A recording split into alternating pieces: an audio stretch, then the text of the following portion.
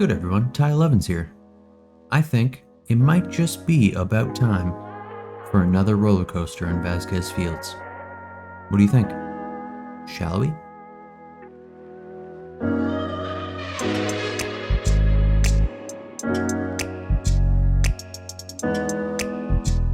Welcome in, everyone, to episode 8 of Vasquez Fields. It's been a minute, so I hope y'all didn't miss me too much.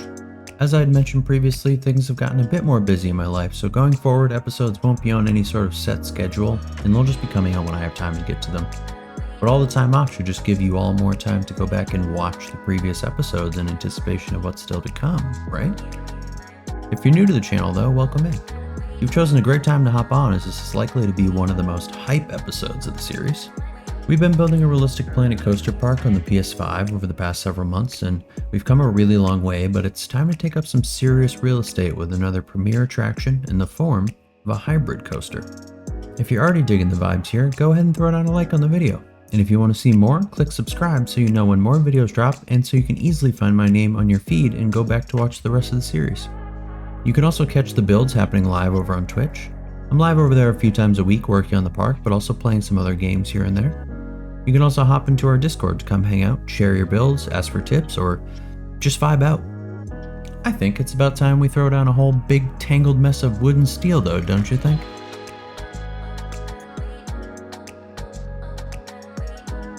So here we are with the park's second coaster and the third one I've ever built, so let's keep that in mind. But I'm delighted with how it turned out. Since we've grown so much over the past few months, I had an immense amount of help from the community on building this one, which makes it all the more special to me. Coming into it, all I knew was that I wanted to have an RMC Hybrid Coaster, and that I wanted to have it provide some incredible views from our parking lot.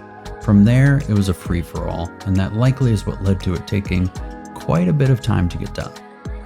As per usual though, there was plenty of inspiration to pull from, the biggest of which should come at no surprise to those that are familiar with the channel. Ghost Rider from Knott's Berry Farm, while it may be a GCI coaster and not an RMC, is an incredible hybrid coaster that provided plenty of ideas for me, having actually been on it kinda recently.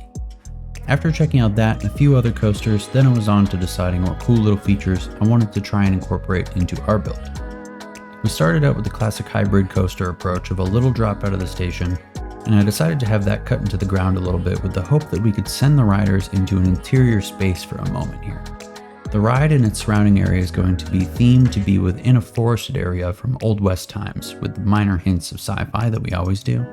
So while I don't plan to have this be a full-blown mine train coaster, I'll definitely be pulling some ideas from some of them for this one. I knew I wanted the coaster to fill up a lot of our skyline, but to still be at a realistic height for our smaller size park, so our initial drop is 26 meters and brings you right into a pretty big overbank. That then works its way around into a roll that we base lightly off of inspiration from Cedar Point's Maverick coaster, and then that brings us back around and into a sort of bunny hill that then drops down into the ground and goes under our path, which was another incredible idea provided by the community. I had been thinking about how to have it go over the path, but Planet Coaster doesn't really play well with that idea, and while I wouldn't say that going under the path is a simple task in the game, I do think it's a little bit more plausible to pull off. You just need to tunnel through the ground while also continuing to use the terrain tool to carve out space so that you can just see what you're doing. The result ends up providing some great views for people walking along this path though. The coaster comes back up from under the path and then whips around into this small outward banked airtime hill, much like what Steel Vengeance has.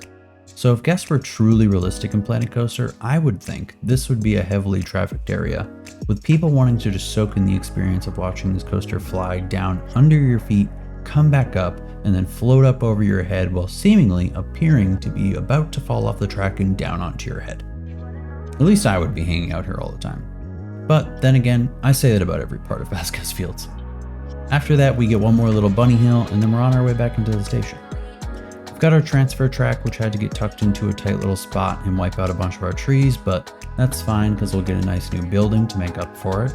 And I've built the queue out knowing that I want to do an outdoor part that leads into a building and then brings us right up into the station. And for our exit, I'm actually going to implement a really smart business idea once again and have the guests come out and go straight through the gift shop.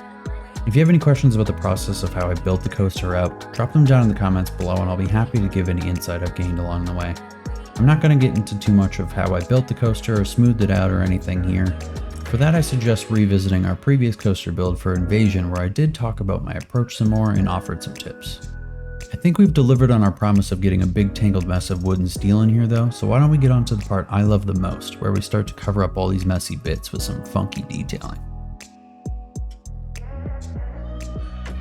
Having a coaster, a giant hole in the ground, a mess of queues, and some extra track tossed off to the side might have passed as enough for this to be a good coaster, but not enough for being the best coaster we can do, right?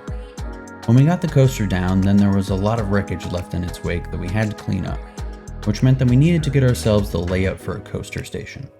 Like I had mentioned, I wanted the queue to start in an outdoor area but then work its way into an interior space. And with that, we now have an initial area that you enter into and then some ramps that are in their own part of the building, leading you eventually into the actual station. And the hope for this was to make the building feel like a sort of lodge out in the woods, which we'll need to add a lot of details in here to help sell. We also designed the exit out some more and laid the groundwork for our gift shop. Our first drop down into the ground took a bit of time to figure out how to best tackle it. I ended up having to mess with terrain to act as a barrier between the coaster above and the coaster below so that we could more easily design an interior space here. It came out looking great and definitely borrows from the ideas of some mine train coasters. It also acts as a great way to build anticipation on the ride though, as you don't really get to see the chain hill climb until you are actually on it. The most difficult part to tackle in this phase though was designing out our section traversing under the pathway. To make this realistic, we needed to create a rather large retaining wall and cover the ground below with concrete. We spent a lot of hours on stream spamming concrete walls as separate buildings over and over and working out how to make it all look clean, and while it's not the prettiest hole you may ever see, it definitely does the job. I'm not totally comfortable with what I just said, but we're going to move on from that with grace. I got some of the initial fencing in as well to help us envision the pathway a bit more, and then I went ahead with building out a fairly unique ride sign that actually is attached to the ride itself. I figure since this is the best spot to check out the ride, that having it advertised nice and big for guests was perfect for this spot. I also got the building shell around our transfer track and carried over a lot of the same elements from our first coaster to this one to help get the full transfer track building looking nice and realistic. We'll definitely still need to work out a backstage area over here now though, and probably get a new access road worked in since there's no direct access back here at all. Lastly, I'm sure you noticed right away, but I chose a color scheme for the ride. Rolling along with the forest theme, this green and brown aesthetic works great, I think. So now I'll just work on finishing off the buildings, getting all the little details in there, and then slapping a roof on top of everything that needs it. If there is anything that you take away from this series and my time spent playing Planet Coaster, I hope it's that having the patience of this game to work meticulously on the details will go so far and will be so worth it. Just jump back and forth between the last few minutes of this video and look at the difference here.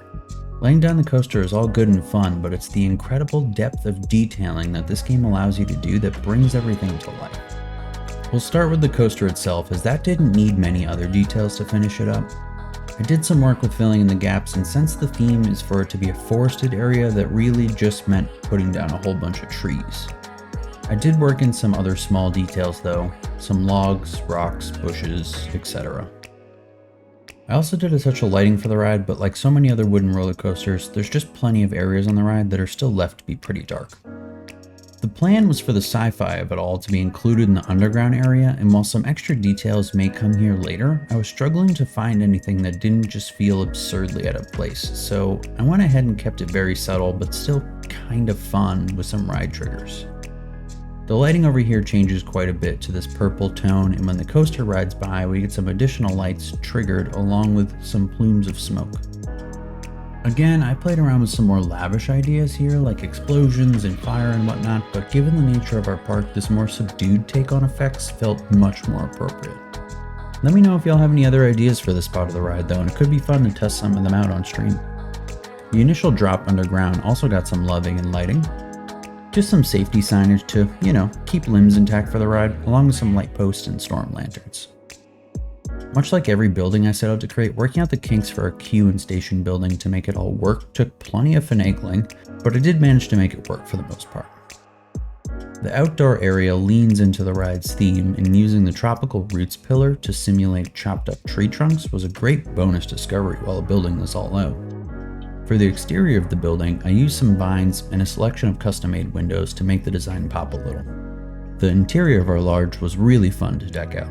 There's plenty of little details in here that help sell the vibe, but the fireplace was a great addition, I think, and how it actually ended up working out in a way to help with the interior design of the lodge, while also adding another layer to the exterior of the building and into the design of the coaster station was just a lovely little happy accident. Our ramps up to the station were already going to be very cramped, so I had to be kind of careful about the details in here, but just getting some extra layers onto the walls helped a ton. And for the coaster station, like usual, so much of it is just about covering up the generic Planet Coaster stuff, but getting the aesthetic dialed in at the same time to match with the theme and the idea that this is a lodge of some sort out in the woods, sending you on a ride into the unknown where some lights and smoke from aliens might be. Look, we're working on a budget here, alright? And after 4 months of heavy theming and detailing, the ideas might get a little stale. But they still look dang good if I do say so myself. We decked out the transfer track building, once again just copying a lot from our last coaster. And then as promised, I did work in a new point of access from our back roads to lead into the backstage area tucked behind the ride over here. Just a touch of clutter, and this area already feels very lived in. The details of the gift shop borrow a lot from other places in the park, since that would be something that remains pretty uniform. But the fun part here was working out how to design the space to incorporate our shops, as the layout was a bit weird from the start. But I think the mixture of wood and stone worked out great. Sitting right alongside the shop is also a new little decorative feature for the park in the form of the windmill prop. And this really helps draw the eye over this way from the front entrance. It's great to now have the front of the park fully done to the point where if you walk in and look in any one direction, you're going to see that there's actually a lot going on here.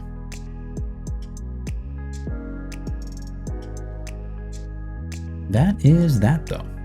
Hostile Run is here, and it's the new and probably last big premiere attraction for the park. I'll have a POV video coming soon, so keep an eye out for that. Thanks again to everyone that helped out with getting this one done, and sorry again for the sudden absence over this way, but we'll have more to come soon enough. There might only be a couple of episodes left, as we now just have one section left to fill in, along with a bunch of little gaps to patch up with just probably small shops and rides. Now's your chance though. If there's anything else you want to see get built out, come on by as we stream the rest of the build live on Twitch and let me know what you're thinking about. I'd love to meet y'all and hear any suggestions you might have. The one section we have left may not have the room for another premiere attraction, but I would like for it to be the area that leans the most heavily into the sci-fi theme. So I've been running through some options of something kind of fun, maybe a kid's coaster or a log flume of some sort, but I'm not married to any specific idea yet. Don't forget to like and subscribe on your way out. Thanks so much for tuning in.